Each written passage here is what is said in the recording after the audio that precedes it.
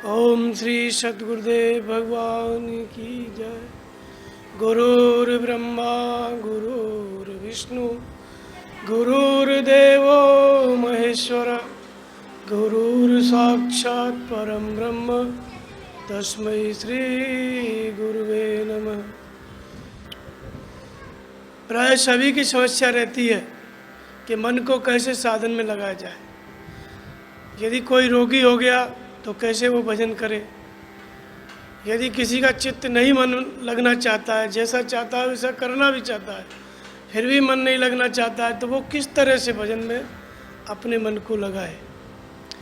कौन कौन सी बातें हैं जिनके द्वारा न लगने वाले मन को इस मार्ग में खींच करके लगाया जा सकता है।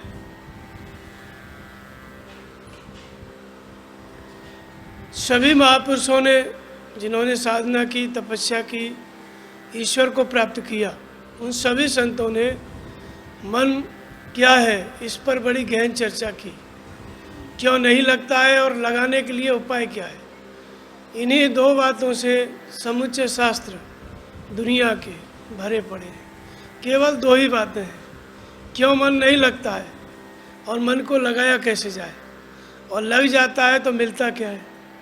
बस यही दो तीन बातों की चर्चा रामचरितमानस, गीता, भागवत और पहले जितने भी वेद शास्त्र, उपनिषद, पुराण और विश्व के दूसरे सभी शास्त्रों में केवल दो ही तीन बातों की चर्चा है कि मन क्यों नहीं लगता है, उसके ना लगने के पीछे क्या कारण है, उसके लगाने के पीछे क्या कारण है, और उसकी उपलब्धि क्या है।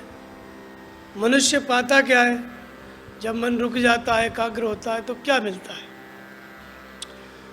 तो इन्हीं तीन बातों से समुच्चय शास्त्र भरे पड़े हैं। वेद, उपनिषद, रामायण, महाभारत, गीता और भी जितने शास्त्र, योग दर्शन भविष्य में होंगे, कबीर बीजक, गुरु नानक का गुरु ग्रंथ साहिब, सभी शास्त्रों में जो भी चर्चा है केवल दो ही तीन बातों की है। मन का न लगना किस कारण से, मन का लगना किस कारण से, उसकी उपलब्धि क्या, यही दो तीन बातों की चर्चा है। तो पहले संडे को हमने यही बताया था कि मन जब नहीं लगता है तो उसके अंदर कौन सी ऐसी बाधाएं उत्पन्न हो जाती हैं जो उसको ईश्वर पथ में नहीं लगने की देती है।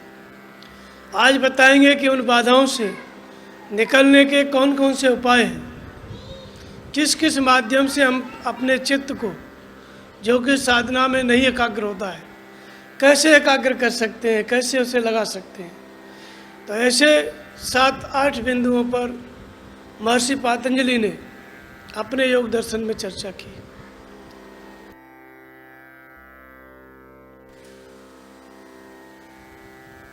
उनमें सबसे पहले उन्होंने बताया कि तत्प्रतिषेधार्थम एक तत्व अभ्यास। सबसे पहले साधक को ऐसी परिस्थिति में एक तत्व का अभ्यास करना चाहिए। एक तत्व क्या है? एक तत्व मात्र परमात्मा है। परम तत्व एक मात्र परमात्मा है। उस परमात्मा की प्राप्ति के लिए जो आपको दिया गया है अभ्यास करने के लिए, नाम दिया गया है, रूप दिया गया है, नाम का जप, स्वरूप का स्मरण, ये दो बातें दी गई हैं। तो एक तत्व अभ्यास करने का अर्थ है कि नाम और रूप इन दो में से किसी एक में लगाओ। जिससे बीमार स्थिति में है, या आक्रमणता आ गई, आलस्य आ गया, प्रमाद आ गया, या और कोई विघ्न, संशय आ गया, जो 9 विघ्न बताए थे उनमें से कोई भी या 2-4 एक साथ काम कर रहे हैं। तो शुरुआत कहाँ से की जाती है? मन को ऐसी विषम परिस्थिति में रोकने की। तो पहला अभ्यास है तत्प्रतिषेधार्थम एक तत्व अभ्यास। उस व्यक्ति को, साधक को किसी एक तत्व का अभ्यास करना चाहिए। तो एक तत्व अभ्यास का अर्थ है चाहे नाम चाहे रूप। जैसे नाम में बहुत लोगों का मन लगता है ओम ओम जपने में, और बहुत लोगों का मन गुरु महाराज को याद करने में लगता है, उनका स्मरण करने में लगता है। तो साधक को दो में से एक को चुन लेना चाहिए कि चाहे लगे या न लगे, नाम में ही लगाना है, और उसका बारंबार अभ्यास करें। तो ऐसा करने से एक अनेक दिन वो मन लगने लगता है। फिर आगे उन्होंने बताया कि हर मनुष्य के आसपास जो वातावरण है उसके 4 प्रमुख केंद्र होते हैं, चाहे गृहस्थ साधक हो चाहे विरक्त हो। क्या प्रमुख केंद्र होते हैं? तो उन्होंने बताया कि मैत्री करुणा मुदितो उपेक्षाणाम पुण्या पुण्य विषयाणाम भावनात् चित्त प्रसादनम। यहाँ उन्होंने ये बताया कि जब आप किसी व्यक्ति को देखते हैं, नाम जप रहे हैं, ध्यान कर रहे हैं, या ऐसी परिस्थिति में चाहे आपसे भजन नहीं हो रहा है, बीमार पड़े या कुछ भी है, या आप किसी व्यक्ति को देखते हैं तो यदि आपका मन लग भी रहा है तो भी उचट जाता है कैसे व्यक्ति को देखने से। तो मैत्री करुण मुदित और उपेक्षा 4 बातें बताई। किसके लिए बताई? सुख दुख पुण्य पुण्य विषयाणाम, 4 लोगों के लिए। सुखी व्यक्ति के लिए, दुखी व्यक्ति के लिए, पुण्यात्मा व्यक्ति के लिए और पापी व्यक्ति के लिए। 4 प्रकार के लोग हैं और इन 4 प्रकार के लोगों में हम सभी आ जाते हैं। तो हम सभी आपस में एक दूसरे को देख के अपना डिस्टर्ब करते हैं। कोई किसी को सुखी देख करके अपना डिस्टर्ब कर लेता है, कोई किसी को दुखी देख करके अपना चित्त खराब कर लेता है, कोई पुण्यात्मा है, संस्कारी है, ऐसा सोच करके अपना चित्त खराब कर लेता है, और कोई पापी है, दुष्ट है,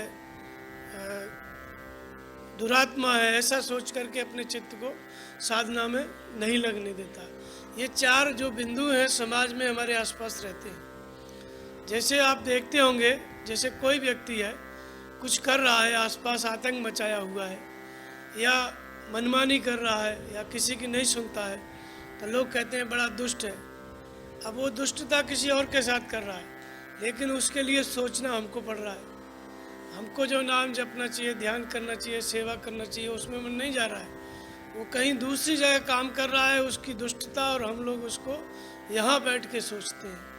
तो जो समय हमको भजन में लगाना चाहिए वो उसके बारे में सोचने लगते हैं। जैसे आतंकवादी संगठन है, हत्या कर देते हैं, लोगों को काट डालते हैं, तो फिर उनको सोच करके मन नहीं लगता है, ऐसा होता है, स्वाभाविक है।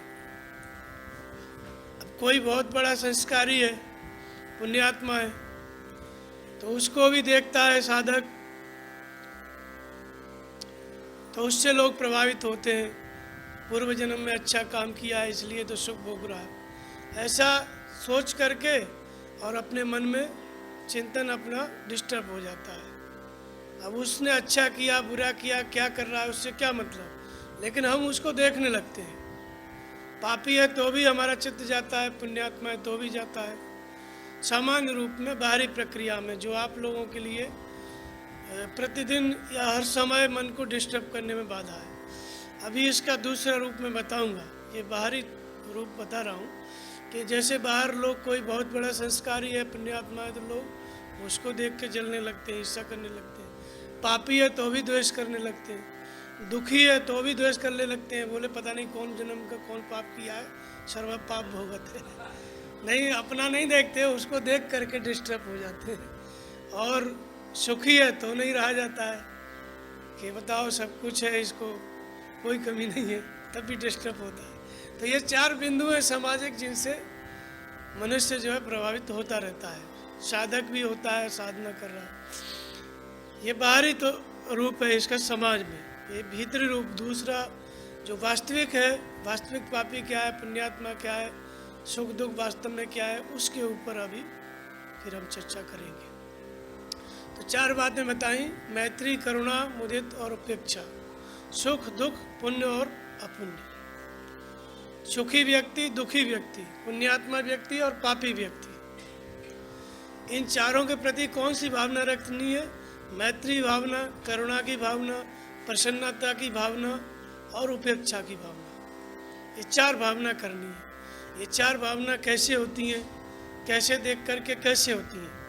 तो जैसे सुखी कौन है, तो श्रुति पुराण सब ग्रंथ कहाँ ही रघुपत भगत बिना सुख न है। बिना भक्ति के कोई सुख ही नहीं है। भक्ति तात अनुपम सुख मूला, मिले जो संत हो अनुकूला। जो भगवान के भक्त हैं वास्तव में वही सुखी है। गीता में भगवान कृष्ण कहते हैं कि शक्नोति है वह ये सोडम प्राग शरीर विमुक्षणा काम क्रोधोद्भवम बेगम सयुक्त स सुखी नर। जो इस शरीर के रहते रहते काम और क्रोध के वेग को सहन करने में सक्षम है वही सुखी है और वही न रमन करने वाला है, वही योग से युक्त है। कौन सुखी है? काम पैदा हुआ, कामना पैदा हुई तो उसका उद्वेग पैदा होता है शरीर में, उसको सहन कर ले गया, सुखी हो गया। नहीं सहन किया, कामना की पूर्ति के लिए दौड़ पड़ा और व्यवधान आया तो क्रोध आ गया, क्रोध आ गया तो बहुत आगे बात बढ़ गई, तो फिर परेशानी में पड़ता है। तो इसलिए जो काम और क्रोध के वेग को शरीर के जीते जी सहन करने में सक्षम है वो सुखी है। तो ऐसा जो सुखी व्यक्ति है उसके प्रति मित्रता की भावना रखो। ऐसा सुखी कौन है? जो इस मार्ग पर चल रहा है, जो काम क्रोध लोग को जीत रहा है। और उसको दूसरे प्रकार से बताते हैं, बाह्य स्पर्शे स्वशक्त आत्मा विन्द्यते आत्मनि यत् सुखम स ब्रह्म योग युक्तात्मा सुखम अक्षयम अश्नुते। जिसने बाहर के स्पर्शों का त्याग कर दिया है और जो भीतर के स्पर्श करने लग गया, बाह्य स्पर्शे अशक्त आत्मा विन्द्यते आत्मनि यत् सुखम, वो अपने अंदर के जो सुख है उसकी अनुभूति करता है। कौन? जिसने बाहर का स्पर्श बंद कर दिया। आँख का स्पर्श क्या है? देखना। जब देखते हैं तो विचार चलने लगता है तो दुखी हो जाते हैं। जब देखें और विचार न चले, इसका अर्थ होता है कि स्पर्श न करना। आपने कैसा भी रूप देखा,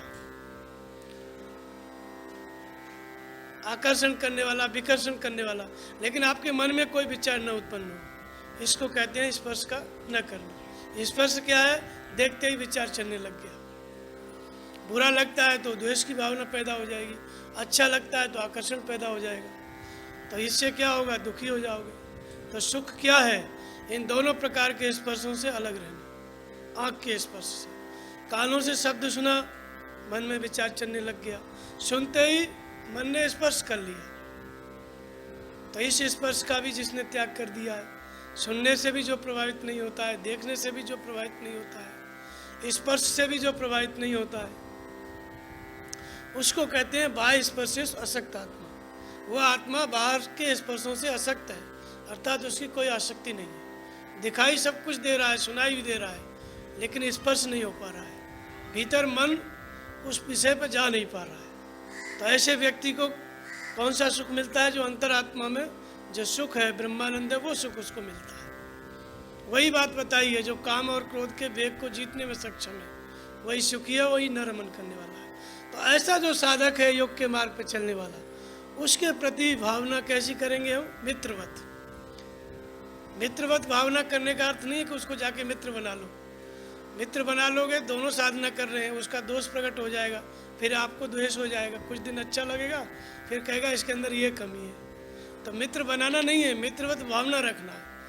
कैसी होती है मित्रवत भावना? ऐसी होती है कि ये कितना अच्छा चल रहा है, इसको वासनाओं के चिंतन नहीं आते, इसके ऊपर माहौल का प्रभाव नहीं पड़ता, तो उसके प्रति मित्रता की भावना। अर्थात जो विरक्त साधक हैं, एक के पीछे एक चल रहे हैं, कोई आगे चल रहा है, कोई पीछे चल रहा है, उनके पीछे ग्रस्त साधक चल रहे हैं, सभी चल रहे हैं इस मार्ग पे, तो जो अपने से श्रेष्ठ है उसके प्रति मित्रवत भावना, उससे ईर्ष्या नहीं, अच्छा चल रहा है तो उसके प्रति ये भावना रखें कि देखो कितना अच्छा है, अपने आप को कंट्रोल में रखता है हर परिस्थिति में, मुझे भी इस परिस्थिति में जाना चाहिए।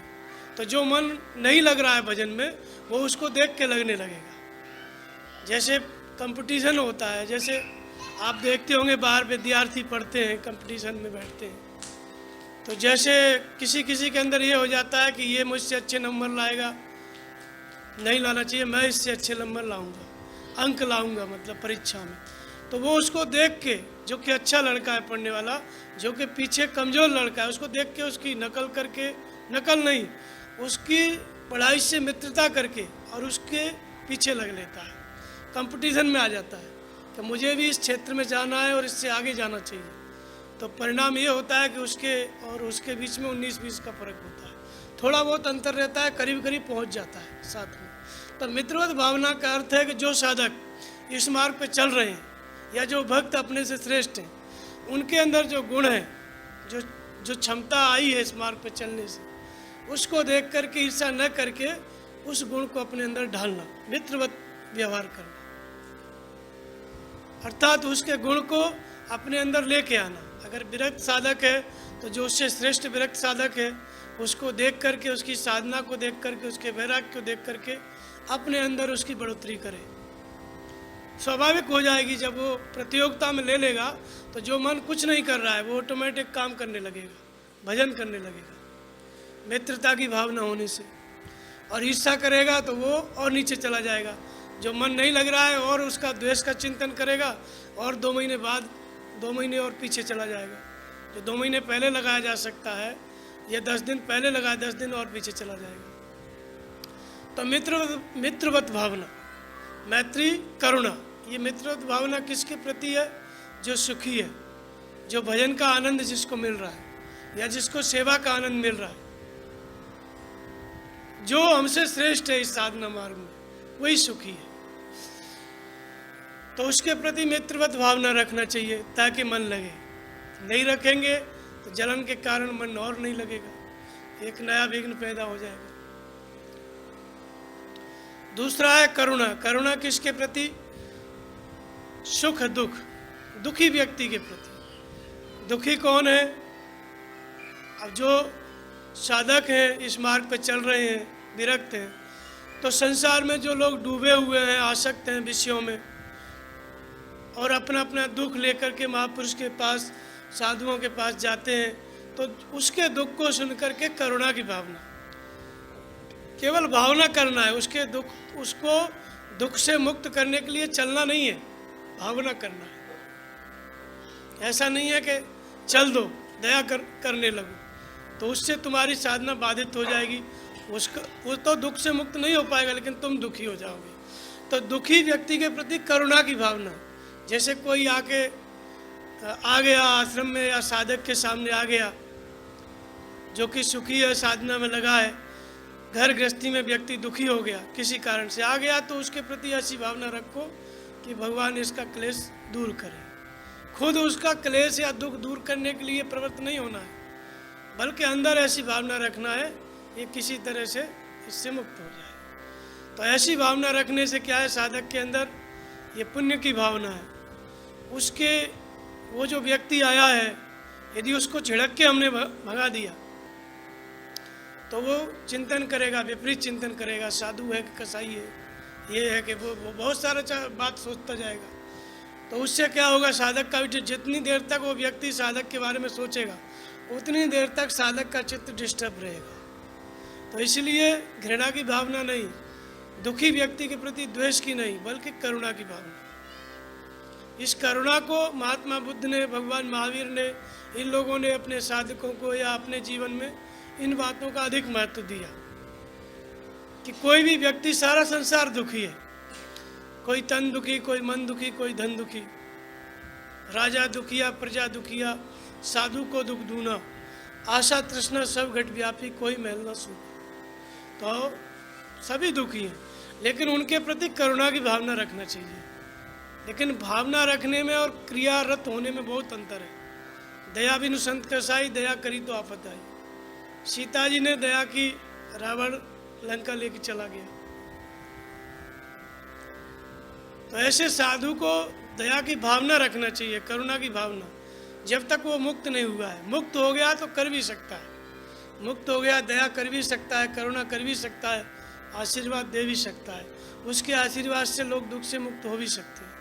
लेकिन ये मुक्त पुरुष का लक्षण है। साधक यदि इस काम में फंसता है तो उसकी साधना रुक जाएगी। लेकिन परिस्थिति तो ऐसी है, जिस संसार में हम भजन करते हैं, साधना करते हैं, वहाँ पे वातावरण तो ऐसा है, तो उससे हमारा भजन प्रभावित ना हो, हमारी साधना प्रभावित ना हो, हमारा मन उससे विघ्नों में आकर के भजन को ना छोड़ दे। इसके लिए उससे कैसे निपटना है उस परिस्थिति से, उसके लिए महर्षि पातंजलि ने उपाय बताया। तो दुखी व्यक्ति है तो उसके अंदर उसको देख करके करुणा की भावना। इसके लिए साधक जो होते हैं, इस मार्ग पर चल रहे हैं, लगभग सभी के अंदर ये भावना पैदा हो ही जाती है किसी व्यक्ति को देख करके। और जिसके अंदर नहीं होती है, समझो अभी इस मार्ग पे उसका जो कार्यक्रम, जो पथ है, साधना है, अभी हल्की है। लेकिन करुणा की भावना आ जाना चाहिए।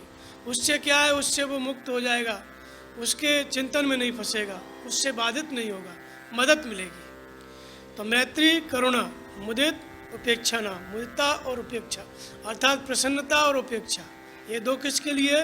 पुण्य और अपुण्य। पुण्य माने पुण्यात्मा, अपुण्य माने पापी। पुण्यात्मा व्यक्ति के प्रति प्रसन्नता की भावना। कौन है पुण्य? पुण्य एक जग में नहीं दूजा, मन क्रम वचन विप्र पद पूजा। जो मन क्रम वचन से महापुरुष के प्रति जुड़ गया है, समर्पित हो गया है, वो पुण्यात्मा है। वो पुण्य कर रहा है, जो सेवा कर रहा है, साधना कर रहा है, जो भगवत पद पर चल दिया है, वो पुण्यात्मा है। तो इसमें जो उच्च श्रेणी के हैं वो साधक हैं, जो विरक्त होकर के चल रहे हैं वो पुण्यात्मा है। तो उनमें आपस में अंतर होता है। जो साधक 10 साल से भजन में लगा है, या जिसका भजन चिंतन अच्छा चल रहा है, तो वो संस्कारी है, उसका पुण्य अधिक है।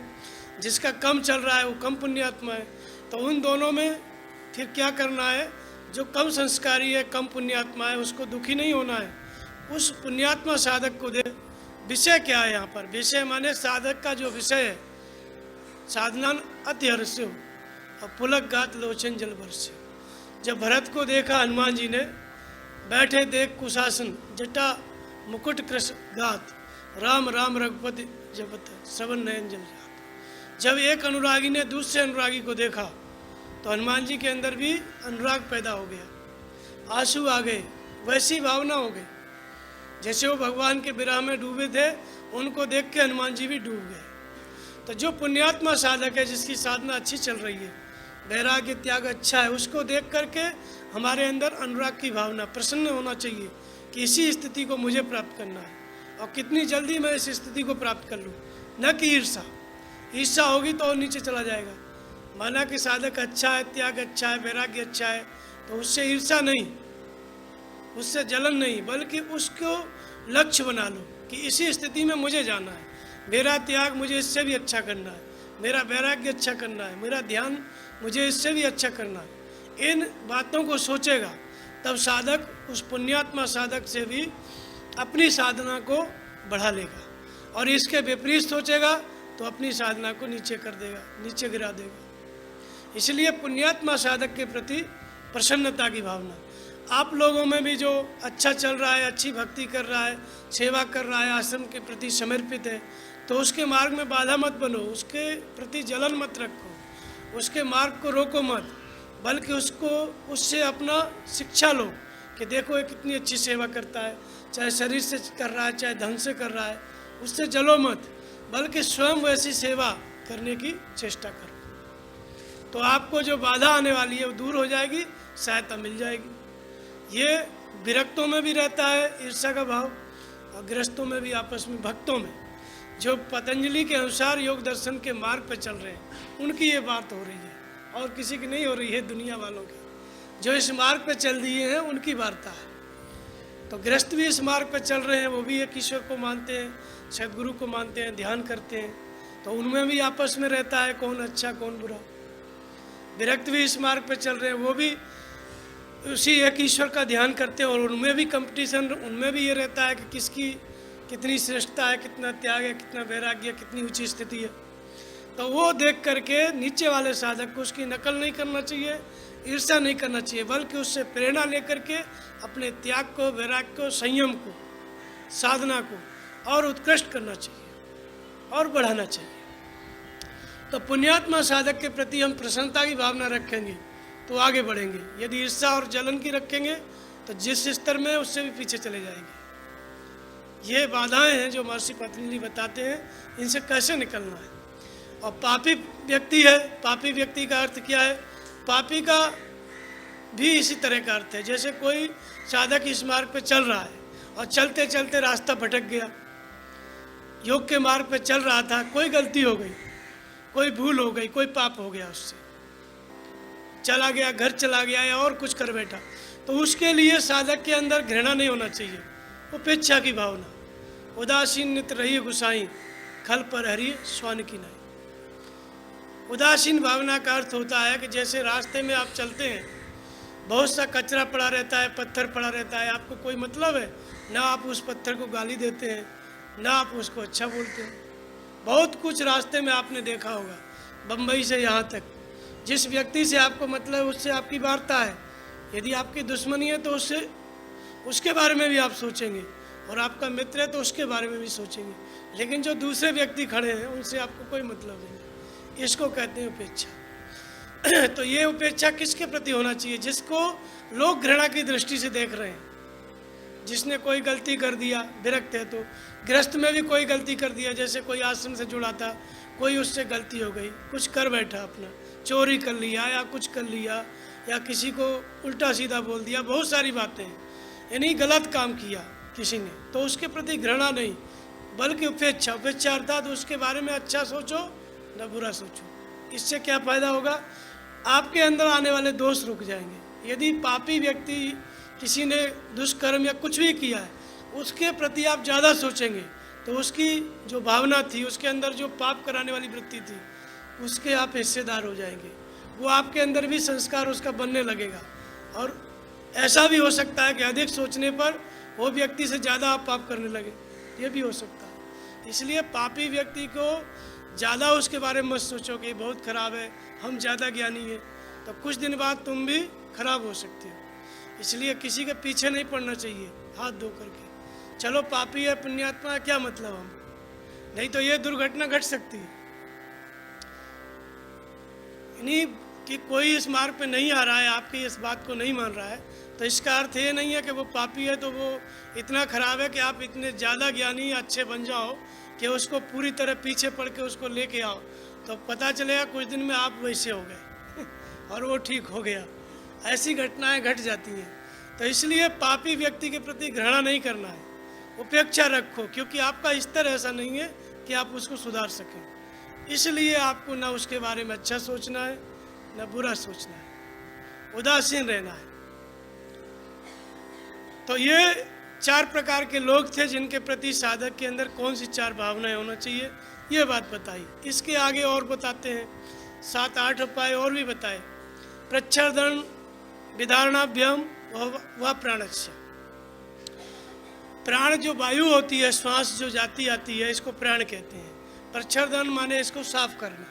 जैसे आप बर्तन साफ करते हैं तो बर्तन चमकने लगता है तो आपका चेहरा दिखने लगता है, ऐसे ही आप कपड़े साफ करते हैं, शरीर को साफ करते हैं, वैसे ही इस श्वास को भी साफ किया जाता है, स्थूल श्वास को। इसका तरीका क्या है? इसको अंदर ले जाके थोड़ी देर रोको। थोड़ी देर रोकोगे, अंदर जब रोकने लगोगे तो उसके अंदर जो चिंतन चल रहे थे बड़े वेग से, काम क्रोध राग द्वेष के, वे रुक जाएंगे थोड़ी देर के लिए, और घबराहट होने लगेगी, श्वास को रोकने में मन लग जाएगा, वे विचार हट जाएंगे। फिर ऐसे ही बाहर श्वास चली गई तो बाहर कुछ देर रोकोगे, तो जो विचारों का क्रम चल रहा था, जो नहीं टूट रहा था, जिससे हम परेशान थे, मन नहीं लग रहा था, 2-4 बार ऐसा करने से वो क्रम टूट जाएगा, मन नहीं लगेगा, वो क्रम टूट जाएगा। फिर उस संकल्पों के अभाव में, विचारों के अभाव में उस मन को आप श्वास में, नाम जप में, ध्यान में आसानी से लगा सकते हो। इसलिए श्वास रोक करके श्वास की सफाई करो, प्रच्छादन करो, इसको साफ करो। जब विचारों का प्रवाह चलता है, जब रोक लेते हैं तो थोड़ी देर के लिए बंद हो जाता है। ऐसा नहीं कि इसी को साधना बना लो, ये वायु का साफ करना है। जब श्वास रोकते हैं तो अंदर भी शरीर में जो कचरा भरा हुआ है, धीरे धीरे वो भी साफ होने लगता है। ये शारीरिक लाभ है, जिसके कारण आलस उत्पन्न हो रहा है, मन नहीं लग रहा है, तो रोकने से क्या है, मन थोड़ा हल्का हो जाता है। फिर उस हल्के मन को आप साधना में लगा सकते हो, नाम जप में, ध्यान में। इसके बाद बताते हैं, विषयवती व प्रवृत्तिर उत्पन्न मनसा स्थित निबंधनी। यदि विषयवती प्रवृत्ति उत्पन्न हो जाए तो भी मन की स्थिति को बांधने वाली होती है। विषयवती प्रवृत्ति क्या होती है? विषय क्या है यहाँ पर? विषय माने साधक का जो विषय है, साधना का क्या विषय है? ईश्वर की प्राप्ति, चित्त वृत्तियों का निरोध, मन को रोकना, वैराग्य प्राप्त करना, त्याग प्राप्त करना, ये क्या है? हमारे विषय हैं। हम इस योग में, इस मार्ग में क्यों लगे हुए हैं? क्योंकि हमें त्याग करना है, वैराग्य करना है, ध्यान करना है, चित्त की वृत्तियों का निरोध करना, ये हमारा विषय है। अब इसके अनुकूल प्रवृत्ति उत्पन्न हो जाए। ये अनुकूल प्रवृत्ति क्या होती है? दो चीजें हैं। एक तो ये होता है कि भगवान भजन कराएं, दूसरा होता है कि जैसे मन नहीं लग रहा है तो हमको खुद हमारे अंदर ये वृत्ति जग जाए कि लगे चाहे नहीं लगे मैं करूँगा। जैसे पूज्य महाराज जी के जीवन में, स्वामी जी के जीवन में एक दो घटनाएं हैं, उससे आप समझने की कोशिश करना। एक घटना है कि मंदाकिनी नदी में उस समय स्वामी जी सेवा करते थे। तो सेवा करते थे तो सेवा में कोई खेती तो थी नहीं वहाँ पे। आश्रम में 4-5 साधक थे और छोटा सा आश्रम था। ऐसी व्यवस्था नहीं थी जैसी आप देख रहे हैं, झोपड़ी कोठहरी जैसी थी, टूटी फूटी। तो लकड़ी लेके आना था नदी के उस पार से, तो उस पार से लकड़ी लेके आना था। तो ये लकड़ी लेके आते जाते थे, ये सब काम करते। एक दिन क्या हुआ, एक दूसरी सेवा मिली। ईंटा जो है उस पार से इस पार लाना था, उस पार से ईंटा को इस पार लाना था। तो ईंटा को क्या किया, दो भागों में बांटा।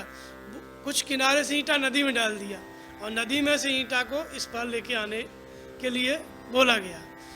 तो जो ईंटा नदी में गिर गया उसके लिए स्वामी जी क्या करते थे कि श्वास बंद करके और अपना ध्यान करने लगते थे। जब तक ध्यान ना आ जाए गुरु महाराज का या नाम जप में सूरत न लग जाए तब तक अपने को पानी के ही अंदर बंद रखें, और मन घबराने लगे तब नाम रूप में लग जाए।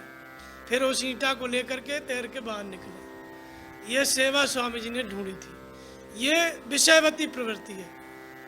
मन नहीं लग रहा है तो भी लगाने की चेष्टा करना हर संभव। ऐसे ही एक बार और क्या था, जैसे अब उठना है 4 बजे 3 बजे उठना है, सोना नहीं है। तो अब निद्रा क्या है, एक बड़ी बाधा है आलस्य निद्रा। तो ये विघ्न है एक प्रकार का, इसको कैसे जीतना है। तो जो आलसी साधक है सो रहा है, सोता रह जाएगा, कोई मतलब नहीं। लेकिन जिसके अंदर विषयवती प्रवृत्ति है, विषयवती प्रवृत्ति का अर्थ होता है कल्प करता है साधक इस प्रवृत्ति में कि मुझे नहीं खाना है, नहीं सोना है, मतलब हट करने की प्रवृत्ति। एक तरह से ये कहें हम, एक तरह से हम इसको ये कह सकते हैं कि साधन कठिन उससे हमें प्राप्त करना है, चित्त की वृत्तियों का निरोध करना है। ये वृत्ति उत्पन्न हो जाए, प्रवृत्ति उत्पन्न हो जाए। जैसे किसी किसी के अंदर जो है खाने की प्रवृत्ति उत्पन्न हो जाती है तो लोग रोकते रहते हैं, वो खाता ही रहता है। किसी के अंदर सोने की प्रवृत्ति पैदा हो जाती है, उठाओ और फिर सो जाएगा। तो ये है प्रवृत्ति, विषय के अनुरूप प्रवृत्ति। जो प्रवृत्ति उत्पन्न हो जाती है तो वो रुकेगा नहीं। किसी की बोलने की प्रवृत्ति है तो रोकते रहो, बोलता ही रहेगा, भले ही झगड़ा हो जाए। तो आप लोग कहते हैं कि बड़ी प्रवृत्ति खराब हो गई है इसकी, अर्थात उस जिस विषय में उसकी आसक्ति है उसके प्रति उसकी प्रवृत्ति इतनी गाढ़ी हो गई है कि वो रोकने से भी नहीं रुकता है। ऐसे ही साधक का जो विषय है चित्त वृत्तियों का निरोध, चित्त वृत्तियों का निरोध करना उसका विषय है, ईश्वर की प्राप्ति उसका विषय है, इंद्रिय संयम उसका विषय है। इस विषय के प्रति ऐसी प्रवृत्ति उत्पन्न हो जाए कि सोते जागते वही दिखे, तब इन विघ्नों से साधक ऊपर उठ सकता है। तो जब जगने का अभ्यास कर रहे थे एक दिन, तो रात को 3 बजे, अब जवान शरीर 23 साल का, अब 3 बजे उठेंगे, 4 घंटे सोएंगे तो उठ तो जाएगा साधक, लेकिन नींद तो अपना पीछा नहीं छोड़ेगी ना। खड़े खड़े सो गए, खड़े खड़े सो गए और जाके आगे गिर पड़े। तो ऐसा और अभी भी होता है कई साधकों का कि नींद पे जैसे विजय पाना है, सेवा करना है, चाहे भजन करना है, अब उठ गए 3 बजे, नींद आ रही है, बैठे तो नींद आए तो खड़े होकर भजन करने लगे, तो खड़े खड़े सोने लगते हैं, आंखें बंद होने लगती हैं। तो ये हर साधक नहीं कर पाता है। हर साधक तो आई नींद तो सो गया।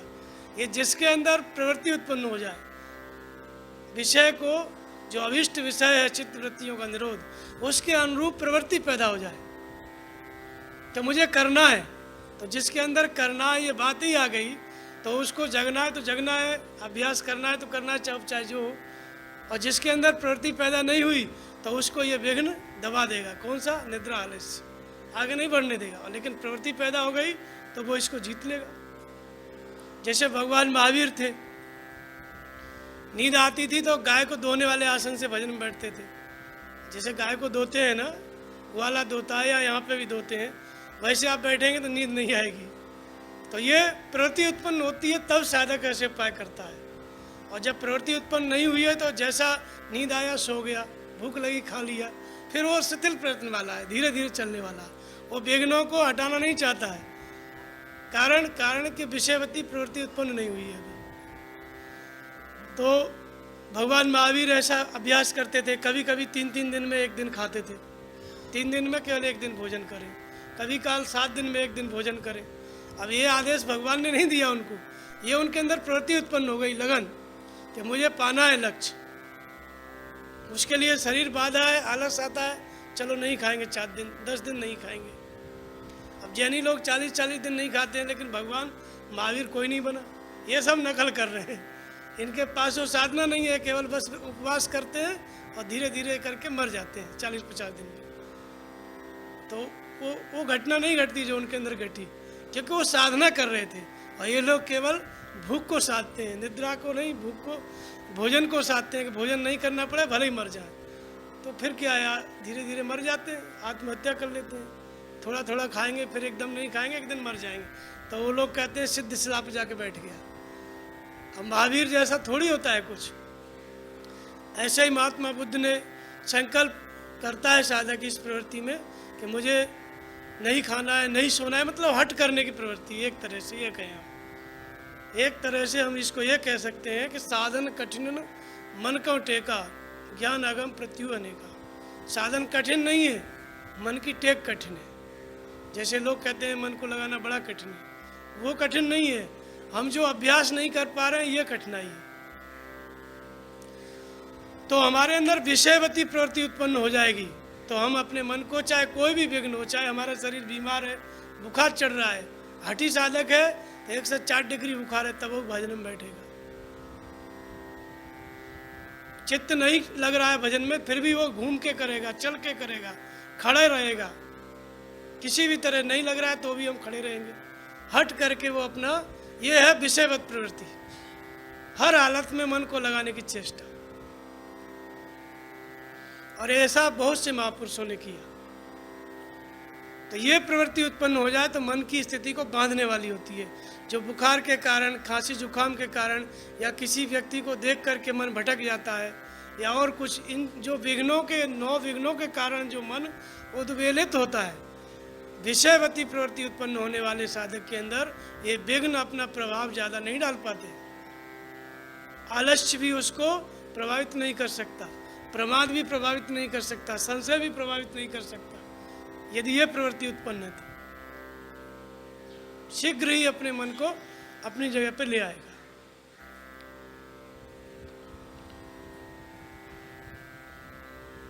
तो ये प्रत्येक साधक ने इस तरह का अभ्यास किया, अर्थात हट करके मन को लगाने की चेष्टा, नहीं लगना चाहता है तो भी लगाने की चेष्टा। यह है विषयवती प्रवृत्ति।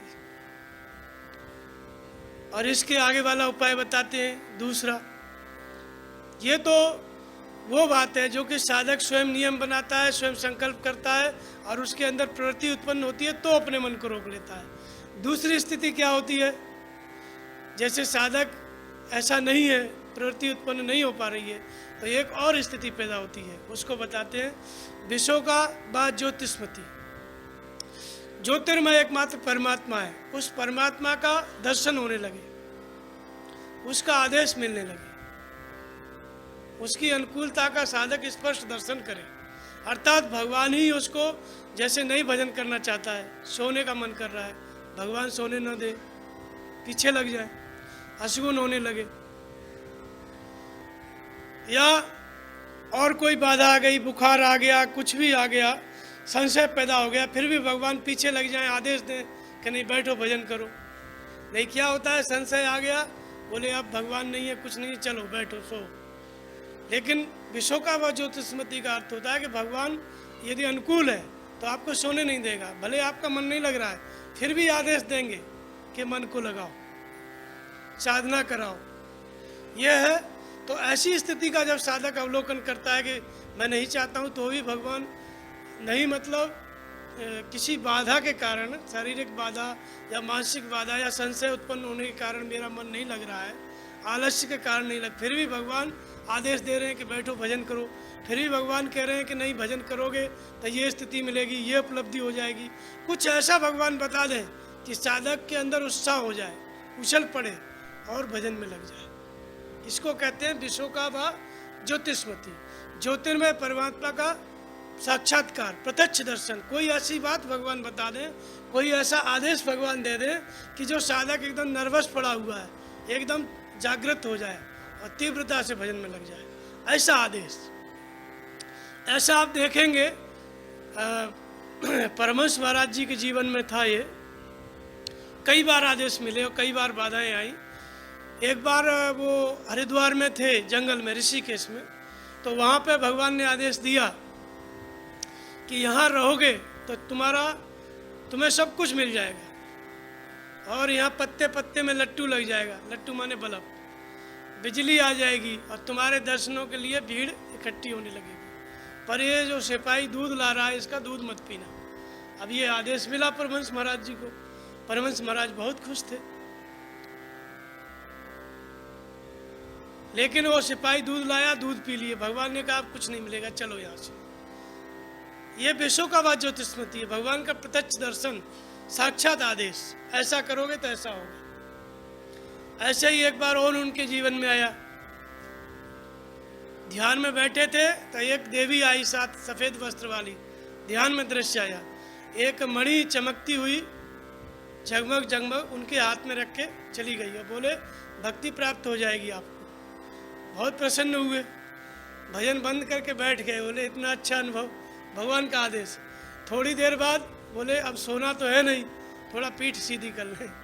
तो ऐसे कमर टेके ही थे स्टेशन पे, 1 मिनट के अंदर नींद आ गई।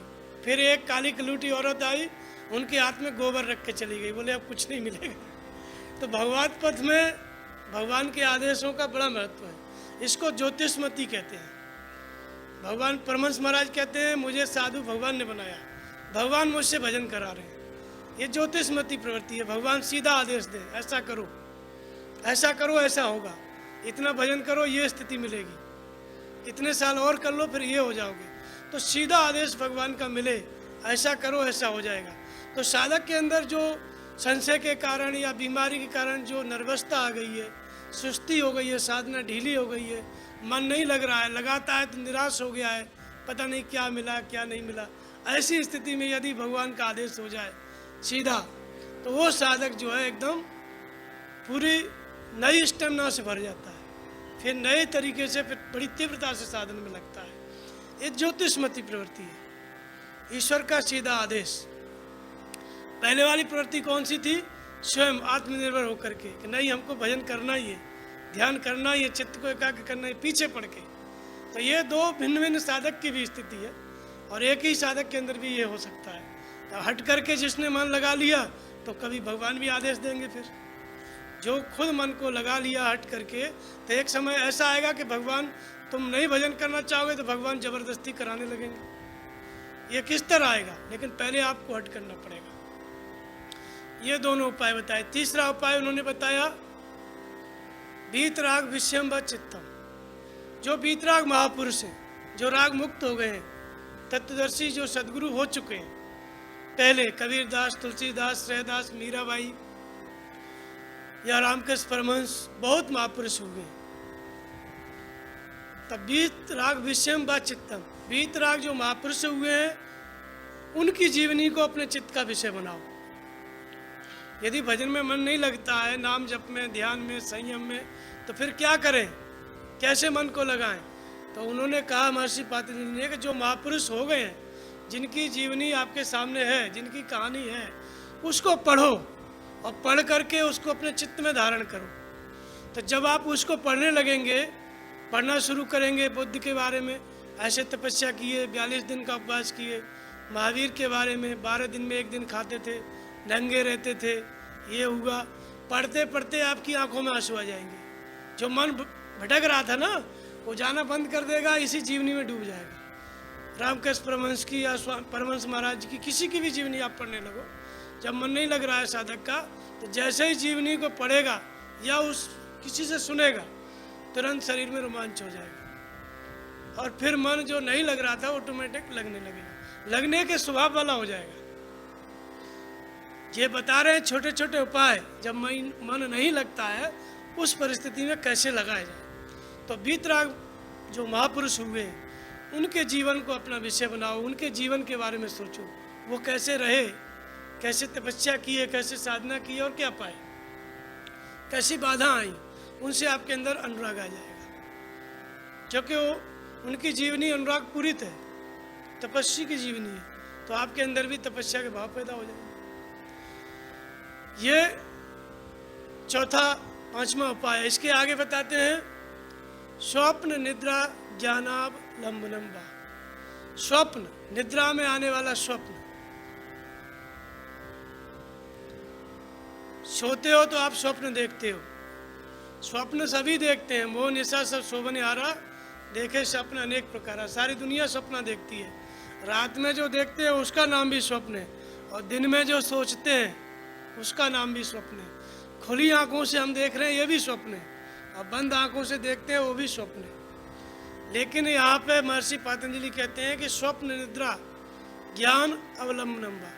निद्रा काल में स्वप्न के ज्ञान का अवलंबन करने वाला चित्त भी एकाग्र होने लगता है। जैसे आप सपना देखते हैं, कभी महाराज को देख लिए, सपने में कोई विराट रूप देख लेता है, कोई और अच्छा सपना देख लिया, तो साधक जैसे नर्वस पड़ा हुआ है, सपने में भी गुरु महाराज का दर्शन हो गया, या कोई भव्य दिव्यता देख ली, कोई और चीज़ देख लिया, तो जो साधक अचेत पड़ा था विघ्न के कारण, वो जागृत हो जाता है। उस स्वप्न को स्मरण करके, स्वप्न में कोई ऐसा आदेश मिल गया तो उससे प्रेरित होकर के साधक फिर भजन में लगने लगता है। तो स्वप्न जब आप खराब, अच्छा ही नहीं खराब भी स्वप्न देख लिया, जैसे स्वप्न में साधक देख रहा है कि कोई बाघ ने उसको खा लिया या किसी ने तलवार से गर्दन काट दी, ऐसा ही देख लिया, तो उसी समय पसीना आ जाएगा स्वप्न में ही। जब जग जाएगा साधक, या कहीं जाकर के खड्ड में गिर गया, तो ये स्वप्न आया, और स्वप्न से जो साधक है उसको ज्ञान हो जाएगा। सबको ज्ञान नहीं होगा, जो इस मार्ग पर चल रहा है उसको पता चल जाएगा कि इस स्वप्न का मतलब क्या है, क्योंकि योगी कभी स्वप्न नहीं देखता, भविष्य देखता है। और ऐसे ही भक्त लोग भी जब गड़बड़ स्वप्न देखते हैं तो नींद उचट जाती है, फिर वो आश्रम के लिए दौड़ जाते हैं, चलो आश्रम कुछ हुआ है गड़बड़ी। तो ये आप लोगों में भी है। और विरक्त भी स्वप्न देखेगा, कुछ स्वप्न बिगड़ गया अर्थात अनुभव बिगड़ गया, अर्थात भगवान नाराज हो गए, तो भी साधक जो अचेत पड़ा है, भजन में मन नहीं लगा रहा है, ध्यान नहीं कर रहा है, वो स्वप्न को देख करके घबरा करके फिर भजन करने लग जाएगा। या अच्छा स्वप्न देख लिया, कोई ऐसी स्थिति देख ली कि भाई इतना भजन करोगे तो इतने आगे बढ़ोगे, या गुरु महाराज को देख लिया, या विष्णु, या किसी भी महापुरुष को स्वप्न में देख लिया, मीराबाई को, बुद्ध को, या स्वप्न में अपने को ही देख लिया, 4 जन्म पहले राजा थे या कौन थे, तो उससे भी साधक को ज्ञान हो जाता है। करे हम इतने जन्म से साधु हैं, या ये देख लिया कि हम साधु थे, कुछ भी स्वप्न में आ गया तो उससे साधक प्रेरणा लेने लगता है। तो ये स्वप्न सामान्य नहीं होता है, भगवान उस साधक को इस मार्ग पर लगाने के लिए स्पेशल स्वप्न देते हैं, और उसके ज्ञान से साधक फिर समझ करके प्रेरित होकर के फिर नाम में, रूप में, ध्यान में प्रेरित होकर साधना में लग जाता है। तो स्वप्न निद्रा ज्ञान अवलंबन। अंतिम उपाय बताते हैं यथा अभिमत ध्यानद्वा। यथा अभिमत ध्यानद्वा। यथा अभिमत का अर्थ होता है जो हमारा अभिमत है। हमारा अभिमत क्या है? अभिमत जो हमारा अभिष्ट है, जो हम प्राप्त करना चाहते हैं। हमारा प्राप्तव्य क्या है? वही चित्त वृत्तियों का निरोध, मन को एकाग्र करना, ईश्वर की प्राप्ति, ये हमारा अभिमत है। तो अपने अभिमत के अनुरूप, हम जिस चीज़ को पाना चाहते हैं उसके अनुरूप दुनिया की हर वस्तु को ढाल लेना। कैसे?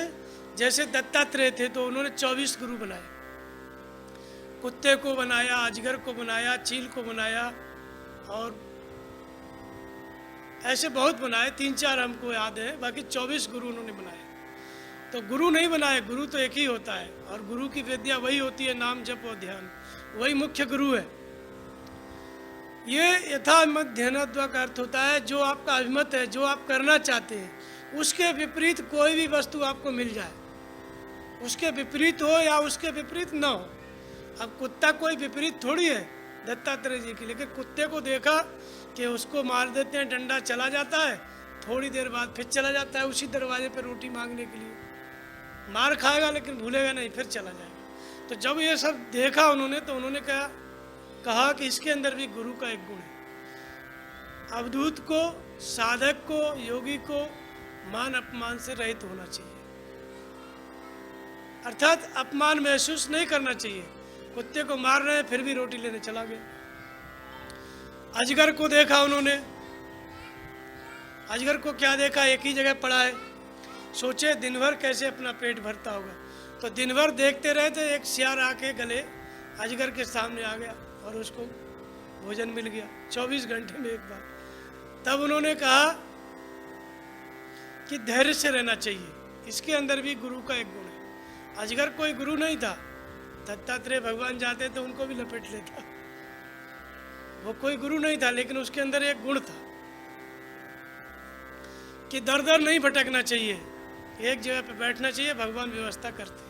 आकाश वृत्ति, चील के अंदर भी देखा, चील उड़ रही थी मांस का टुकड़ा लेकर के, उसके पीछे सैकड़ों चील पीछा कर रही थी झपटने के लिए। चील ने मांस के टुकड़े को छोड़ दिया, सब चील उसके आसपास से हट गई, शांत आकाश में तैरने लगी। तब उन्होंने कहा कि इस चील के अंदर भी एक गुण है, ये भी गुरु है। कौन सा गुण है? कि अवधूत को, साधक को संग्रह रहित होना चाहिए। संग्रह ही तो था मांस का टुकड़ा, तभी तो चीलें पीछा कर रही थी। अब आप अधिक धन इकट्ठा कर लोगे तो आसपास के लोगों की दृष्टि हो जाएगी, नहीं। अधिक अच्छा मकान बना लोगे, सामान फर्नीचर भर लोगे, तो जो आएगा उसी की दृष्टि गड़ जाएगी कि ये तो बहुत बढ़िया है, ऐश्वर्य से रहता है। तो संग्रह पे दृष्टि जाती है। तो ये तो बाहर की चीज़ है। साधक को भी संग्रह रहित होना चाहिए। अगर संग्रह करने लग गया तो जय गुरुदेव 1200 करोड़ की संपत्ति लेके मर गए, पीछे वाले झगड़ा कर रहे हैं। और सभी मठों पे जहाँ संपत्ति इकट्ठी हुई तहाँ झगड़ा चालू। तो ये बाहर संग्रह कब होता है? जब भीतर विचार आता है तब। भीतर आपके मन में जब विचार आएगा कि इतनी चीज़ें आ जाएं, तब बाहर उतनी चीज़ें आ जाएंगी, तब लोगों की दृष्टि हो जाएगी कि बाबा बहुत पैसे वाला है। तो संग्रह रहित अर्थात भीतर विचार नहीं आएगा, कामना नहीं आएगी, तो बाहर वस्तु इकट्ठी भी हो जाए तो भी कोई मतलब नहीं है। यदि भीतर कामना है तो उसकी सुरक्षा की दृष्टि आएगी। हमने इकट्ठा किया है तो हम इसके मालिक भी हैं, मालिक हैं तो कोई इसमें आ नहीं सकता, ये भावना पैदा हो जाएगी। तो वस्तु हो लेकिन उसके स्वामी मत बनो, उसके मालिक मत बनो। यही है संग्रह का अभाव, संग्रह करना होना। जैसे जनक थे तो बहुत बड़ा राजमहल था, लेकिन अपरिग्रह से रहते थे, कोई संग्रह में नहीं थे। अब बहुत से टूटे बर्तन होते हैं, उनमें भी आसक्ति होती है। आदिवासी जंगल में लकड़ी बेचते हैं, अपनी नहीं है, जंगल की है, लेकिन लकड़ी के लिए आंदोलन चलाते हैं। जल, जंगल और जमीन हमारा अधिकार, वो है सरकार की, लेकिन उस पर भी आसक्ति है। तो बाहर कुछ नहीं मिलेगा, लेकिन भीतर विचार में कितना बड़ा परिग्रह है। पूरा जंगल उनकी बापूती बन के बैठा है। सब नक्सली हो गए हैं कि इसमें किसी को नहीं घुसने देंगे, लोगों की हत्या कर रहे हैं। तो बाहर कुछ नहीं मिलेगा, लेकिन भीतर कितना बड़ा संग्रह, पूरे जंगल के मालिक, किसी को घुसने नहीं दे रहे। तो इसलिए अपरिग्रह रहित होना चाहिए, यानी परिग्रह रहित होना चाहिए, परिग्रह नहीं करना चाहिए। चील का उदाहरण उन्होंने देखा। तो इससे क्या होता है? जब साधक मन में विचार करता है, वस्तु इकट्ठी होती है, तो मन वस्तुओं में जाता है, तो भजन से हटने लगता है। ये बात इसमें बताई। तो स्वप्न निद्रा के बाद स्वप्न में आने वाले ज्ञान का अवलंबन करना, यथा अभिमत ध्यानद्वा, जो आपका अभिमत है, ध्यान लगाना, चित्त को एकाग्र करना, समाधि में स्थित होना, उसमें जो भी दृष्टि, जहाँ भी दृष्टि पड़े, कोई व्यक्ति, कोई वस्तु दिखाई दे, उसको इसके अनुरूप, उसके अंदर जो सार तत्व है। अब चील कोई गुरु नहीं था, मांसाहारी पक्षी है, लेकिन उसका सार, उसकी दृष्टि का जो सार था, दत्तात्रेय ने ले लिया और उससे आगे बढ़ गए, सीखा और उसको अपने साधना के अनुरूप बना लिया। तो ऐसे ही बाहर की संसार में सब चीज़ विपरीत है। साधक का कर्तव्य है कि सब चीज़ को, विशेष रूप से जिस चीज़ में उसका चित्त जा रहा है, जिससे उसका चित्त प्रभावित हो रहा है, उस विषय वस्तु को, उस व्यक्ति को, उस सामान को योग के अनुरूप ढाल लेना, साधना के अनुरूप उसका रूप बदल देना, आशय बदल देना। इसको कहते हैं यथा अभिमत ध्यानोद्धा। तुम्हारे अभिमत के, साधना के विपरीत जहाँ भी ध्यान जाए उसको बदल के साधना के अनुरूप लगा लो, बना लो। तो ये 6-7 उपाय थे जिसके द्वारा आपका मन अगर भाग रहा है तो किसी न किसी उपाय के द्वारा आपका मन लग सकता है, साधक का मन लग सकता है। इन उपायों के द्वारा हम अपने मन को एकाग्र कर लिए, और एकाग्र होने के बाद उस मन में, उस चित्त में क्या क्षमता आ जाती है, तो उसका लक्षण बताते हैं कि परमाणु से लेकर के और परम महत्व तक, परम महत्व माने बड़ी से बड़ी वस्तु से लेकर के और छोटी से छोटी वस्तु में वो चित्त तद्रूप हो जाता है, एकाग्र हो जाता है। जैसे चित्त एकाग्र हो गया, संयमित हो गया, तो आप विशालकाय वस्तु को देखेंगे तो उसमें भी एकाग्र हो जाएगा, उसके तद्रूप हो जाएगा। जैसे कोई मणि, पारदर्शी कोई मणि होती है, उसमें आप खड़े हो जाओ, नीले कलर की है, तो आपका पूरा चित्र उसके अंदर आ जाएगा, वो भी आप भी नीले दिखाई देने लगेंगे उसमें। ऐसे मतलब आपको पूरी तरह आत्मसात कर लेगी वो मणि।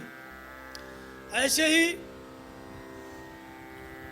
कोई भी चीज़ है, मतलब आत्मसात हो जाना, तद्रूप हो जाना। तो ये स्थिति चित्त की जब एकाग्रता हो जाती है, इन सभी उपायों से एकाग्र कर लेता है साधक अपने चित्त को, तो अपने चित्त को, साधक एकाग्र चित्त को छोटी से छोटी वस्तु में और बड़ी से बड़ी वस्तु में भी एकाग्र कर सकता है। चींटी से लेकर के हाथी तक, चींटी को भी जान सकता है, उसमें भी चित्त एकाग्र हो जाएगा। छोटे से तिनके में भी सामने जो दिखाई नहीं दे रही है उसमें भी चित्त एकाग्र हो जाएगा, तद्रूप हो जाएगा।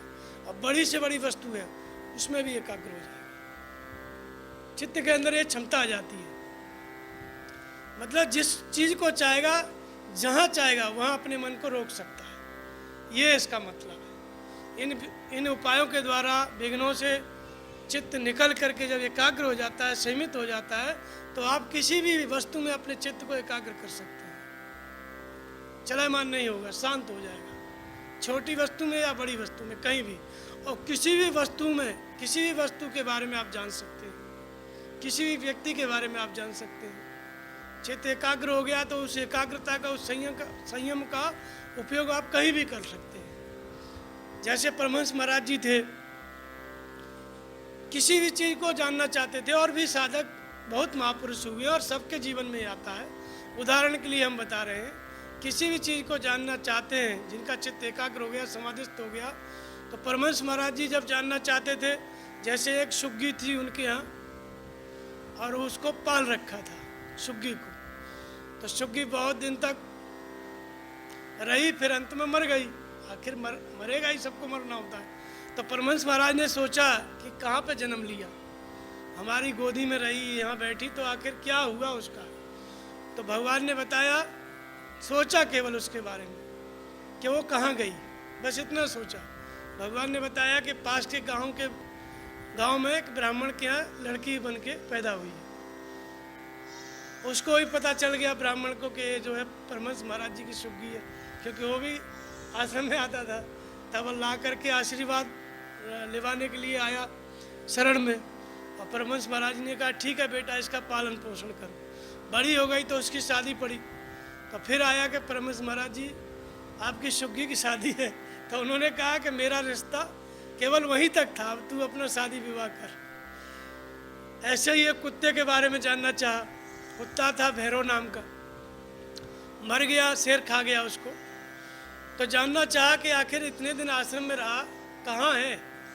तो पता चला गोरखपुर में एक काला सा साहब बड़ी सी कुर्सी पे आके बैठ गया। उनको भगवान ने बताया कि वो साहब बन गया, बड़ा साहब बन गया। तो बताया जो साथ में रहते थे उस समय कि देखो भैरव साहब जाके बन गया, ऐसे बताया। तो हर चीज़ के बारे में चित्त जब एकाग्र हो जाता है, इस अभ्यास के द्वारा, योग के अभ्यास के द्वारा, नाम रूप के द्वारा, छोटी से छोटी वस्तु में लगा लो, बड़ी से अभ्यास, एकाग्र चित्त का ये लक्षण है कि आप किसी चीज़ में एकाग्र करो, हो जाएगा। और चंचल चित्त का लक्षण है आप किसी भी चीज़ को आप देख नहीं सकते, किसी भी चीज़ को आप देखने जाएंगे तुरंत मन में विचार आ जाएगा, देखेंगे किसी चीज़ को और विचार कहीं और का चलेगा, तो ये देख नहीं पाते हैं किसी चीज़ को। तो स्थिर हो गया चित्त, तो परमाणु से लेके परम महत्व तक, छोटी से लेके बड़ी वस्तु तक कहीं भी उसको एकाग्र कर सकते हो। समाधिस्थ हो जाता है चित्त, फिर उससे उस चित्त से आप उसका उपयोग कहीं भी कर सकते हो। किसी भी वस्तु को, व्यक्ति को, किसी भी चीज़ को आप जान सकते हैं, भूत भविष्य वर्तमान सब चीज़। ये पराकाष्ठा में पहुंच गए जो महापुरुष हैं सिद्ध स्थिति में, उनके चित्त की अवस्था है। साधारण चित्त का, साधक का चित्त ऐसी स्थिति में नहीं होता है, उसके अंदर अभी चंचलता है तो उसको ऐसा ज्ञान नहीं होगा। लेकिन जो सिद्ध हो गया है, जिसका चित्त एकाग्र हो गया है, उसके अंदर ये स्थिति आ जाती है। तो ये उपाय हैं जिनके द्वारा अंतराय जो विघ्न है उनसे साधक निपटता है, उनसे पार पाता है, और पार पा करके उनको काट करके फिर चित्त को समाधिस्थ कर लेता है। तो महर्षि पातंजलि ने उपाय बताए जिस पे हमने चर्चा की। बोलिए श्री गुरुदेव भगवान की जय।